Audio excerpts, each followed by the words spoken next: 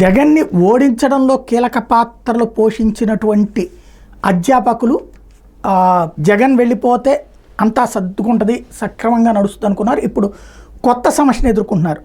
తాజాగా ఆంధ్రజ్యోతిని రాసుకొచ్చింది. ఏకపక్ష పని సర్దుబాటు ప్రక్రియ మీద డిగ్రీ లెక్చరర్లో తీవ్ర వ్యతిరేకత వ్యక్తం అవుతుంది.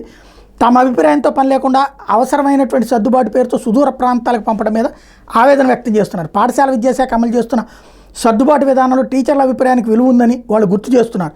ఖాళీలు ఎక్కడున్నాయి, అవసరం ఎక్కడుంది అన్న విషయాలను పారదర్శకంగా చూపించి ఆప్షన్ ఇస్తే సముచితంగా ఉంటుందని వాళ్ళు సూచిస్తున్నారు. అందుకు భిన్నంగా అధికారులు వ్యవహరిస్తున్న తీరు కక్ష సాధింపు చర్యగానే భావించాల్సి వస్తుందని అధ్యాపకులు పేర్కొన్నారు.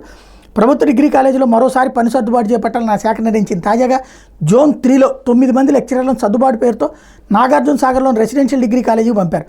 నెల్లూరు నుంచి 381 కిలోమీటర్ల దూరంలో ఉన్న కాలేజీకి ఏకపక్షంగా పంపడం మీద లెక్చరర్లు ఆందోళన వ్యక్తం చేస్తున్నారు. ఏడాది కూడా కొన్ని కాలేజీల్లో లెక్చరర్లు మిగిలితే కొన్నిట్లో అవసరం ఏర్పడింది. అవసరం మేరకు ఆర్జేడీలు జాబితాలు తయారు చేస్తున్నారు. వాటి ఆధారంగా మరోసారి సర్దుబాటు తప్పదు. అయితే తమను అధికారులు ఉద్దేశపూర్వకంగానే వేధిస్తున్నారనేది అధ్యాపకుల ఆరోపణ. తరచూ రకరకాల శిక్షణలతో పేరుతో దూర ప్రాంతాలకు పంపుతున్నారు. దీంతో బోధన సమయం తగ్గిపోతుంది అంటున్నారు. దీని మీద ఇటీవల అధికార పార్టీ ఎమ్మెల్సీలకు ఫిర్యాదు చేశారు. దీన్ని దృష్టిలో పెట్టుకుని తమ మీద వేధింపులు ఇంకా పెంచారని లెక్చరర్లు ఆరోపిస్తున్నారు. 100 కిలోమీటర్ల దూరంలో ఉన్న కాలేజీలకు సర్దుబాటు పేరుతో పంపితే ఎలాగని ప్రశ్నిస్తున్నారు. సర్దుబాటు సమయంలో తమ అభిప్రాయాలను కూడా పరిగణలోకి తీసుకోవాలని వాళ్ళు విజ్ఞప్తి చేస్తున్నారు. పాఠశాల విద్యాశాఖ అమలు చేస్తున్న సర్దుబాటు పద్ధతిని వాళ్ళు చూపిస్తున్నారు.